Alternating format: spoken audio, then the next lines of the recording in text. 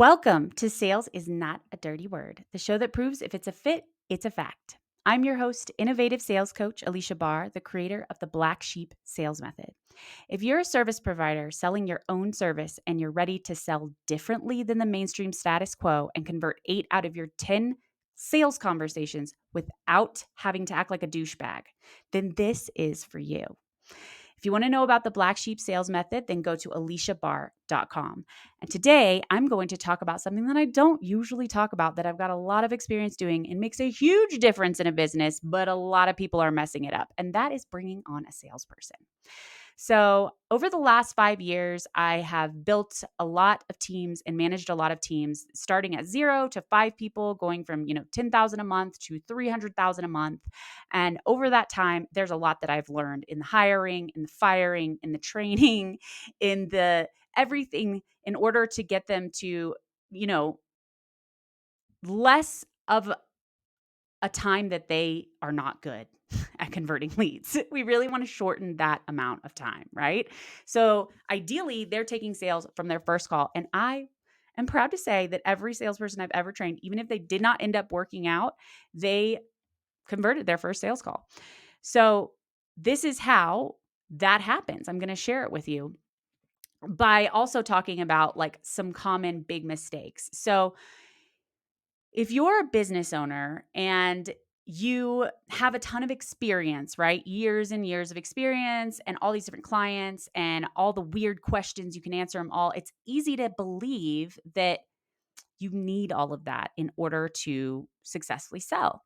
And a lot of times, actually, the owners are so close to it that they don't even realize that what they're talking about isn't necessary. And like they're not the best at sales, but they're selling because your buyer, your prospect can tell you that you're an expert at what you do, and that's enough to sell them. But you're having all this extra information in there that isn't required, but you might think is. So what somebody needs to know in order to successfully represent you and move clients forward is a lot less than most business owners think. And it's really important to know like what those things are. And it helps a lot to have somebody pull that out of you because you are so close to it. But once you successfully bring on someone who can manage sales, it is a complete level up in your company. Because let's be real, sales is very time consuming, okay? And the owner is wearing a lot of hats, not just a sales hat. They are, taking care of bookkeeping, ops, hiring, HR, all of these things. And oftentimes sales is the last thing to let go of because it's scary. It's directly related to your revenue. That's terrifying. So what's more frustrating than bringing someone on and giving them a quality lead and then that quality lead not closing because the salesperson didn't know what they were doing? It's devastating. It's really tragic. So some of that is going to inevitably happen, but it does not need to happen at the devastating level I have seen it happen when business owners try to do this on their own. And they're not sure how to train a salesperson when they bring them on. So a lot of times they'll just say, "Oh, well, they'll try to train them to sell like them. They'll say, watch my calls, listen to my calls, sit on my meeting and sell like me." But I mean, if you've been following me for any amount of time, you know that sales is not a one size fits all. So somebody acting exactly like you is not going to bring clients in the same as if they could be themselves and represent you authentically. So there's a disconnect there and understandably a gap in how to train somebody to sell. Like, you're a business owner doing a bunch of other things and different services, and training someone to sell is like a very specific skill set. So a lot of times business owners will bring on somebody and just say, "Oh, well, you're the expert. So like, you just do your thing." And that's a really crazy expectation. And it's one that's also at corporate team level, right? There's no other industry or position that I've seen people just say, "You know what? Figure it out. And if you don't, we'll just fire you. So it's all good. And you've got this amount of time and good luck. I have no direction for you. Don't ask. You need to figure it out on your own." Can you imagine telling any other position to do that? It would just be wild. So it's going to make your salesperson a lot more successful and make you a whole lot more money if you don't do that. And instead, have a training portal, some type of portal of information of everything that they need to know about you and your services so that they can represent to the degree that's necessary the way you do when you're in sales conversations. So, like, what services do you have? What are the details around those? What does onboarding look like? Can we have some testimonials, some results? Salespeople get so fired up seeing the end result of a client. Can we have the differentiators, the competitors, the pricing, recorded calls they can watch to just absorb some information, recorded meetings that you have with clients or whatever, having them talk to different people who are fulfilling the services, all of those things, and having them in one unified place is going to make a massive difference in somebody successfully selling you way faster. So usually you want to give them some type of 2-week training period where they're just absorbing information, and do not let them take a sales call before they feel like they know what the hell they're talking about. Understandably, because when you're a buyer, do you want to talk to the salesperson who doesn't know what's going on? You can tell. And you don't want to talk to a salesperson who's bullshitty either, because you can also tell. So really giving them that unified spot, and you can actually like have conversations with them and record the video and then upload that as information for the next salesperson. There's a lot of ways to just sort of fit it into your regular day, right? And then the other thing that I see happen a lot is that sales, obviously business owners don't know how to train a salesperson, but they also kind of don't know how to manage them, how to like motivate them and hold them accountable at the same time. And a lot of the issue comes from no clear expectations discussed.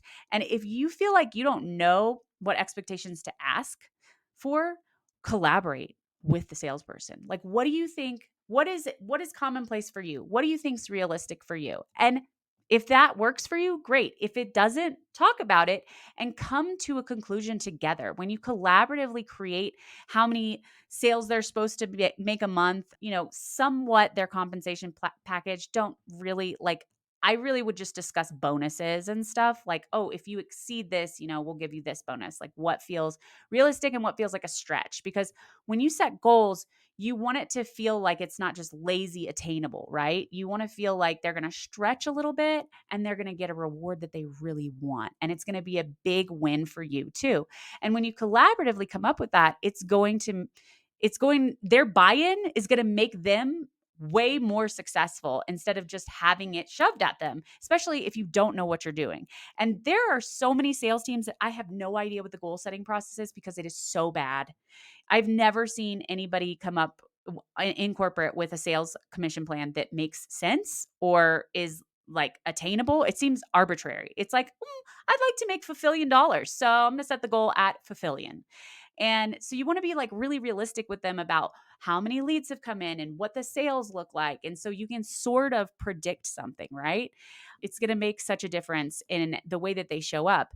And you want to make sure that you have the right person. And I will do a different episode on that because let's be real, most salespeople are mediocre. And there are ways to find that person who's going to really care about your client as much as you. That's what I look for in a salesperson anyway. You're not going to want like the smooth talking, like that just bullshits you. You want somebody who's got depth and, cares about more than just making money. So anyway, that's a different episode. But if you have a good person and you give them direction and information, as well as agreed upon expectations and agreed upon consequences if those expectations aren't made, by the way. So, okay, if you don't do this, then this is what the consequence is going to be. And you both agree on it. I mean, you are going to be leagues ahead of most business owners and really sidestep a lot of how painful this can be because it's a huge up level to have a salesperson selling for you because they are specialized at what they do and they have all the time, right? You are doing all of these other things, but they have nothing but time to sell. So they're obviously, your revenue is going to increase greatly. And it usually doesn't happen like that because business owners are making these just very foundational mistakes. So I hope this is helpful and makes it feel more approachable and realistic to really bring somebody on. And if you want support in creating a sales framework based on your offer and your experience that somebody can replicate your results with, that is literally what I do. And I also will train the salesperson for you. And I will also guide you through, creating compensation that's a win-win, through how to interview, how to manage a sales meeting. I will help you with the system setup, whatever. I have experience with all of it, and it's something that I don't talk about a lot, but is really actually fulfilling for me to get right with people, because salespeople get screwed as much as owners in this situation. A lot of times, salespeople are required to build out a system, and that's like a ton of work. And they really need grace to get it right, because they're going to get a lot of it wrong if nothing's in place. So, I really love bringing two good people together and having something quality set up so that everyone can win. So if that's something that sounds like it would be a huge benefit to you, to have somebody selling for you instead of you, and having a framework that's going to allow them to do that, because that's the first thing we'll do. We're not going to just bring on a salesperson and dial in a framework with them. So, just to be clear, then book a sales level up call, and we can talk about the specifics of your situation and if it makes sense and what that compensation package for them should look like, so you can kind of see if it even makes sense for you right now.